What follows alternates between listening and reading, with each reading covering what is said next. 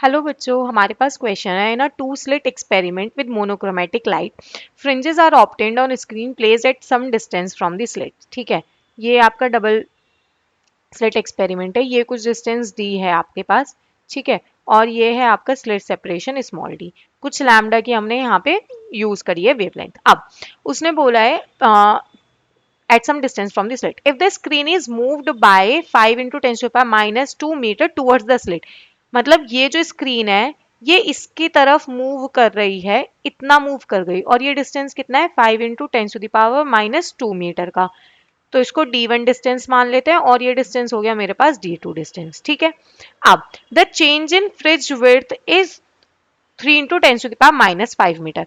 मतलब जो beta 1 minus beta 2 आया वो कितना आया आपके पास 3 into 10 to the power -5 metre.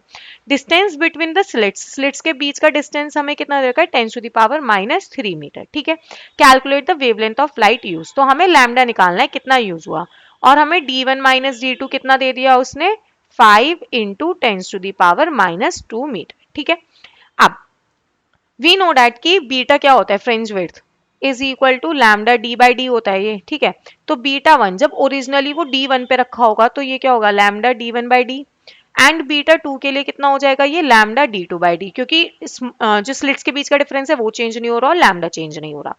अब क्या करेंगे, सिंपली इन दोनों इक्वेशंस को हम लोग माइनस कर लेंगे, तो ये हो जाएगा beta 1 minus beta 2 is equal to lambda by small D D1 minus D2। ठीक, बीटा 1 माइनस बीटा 2 की वैल्यू कितनी दे रखी है हमें 3 into 10 to the power -5 metre.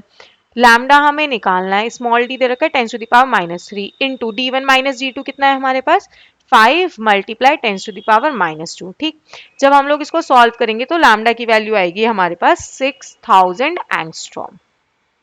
Thank you.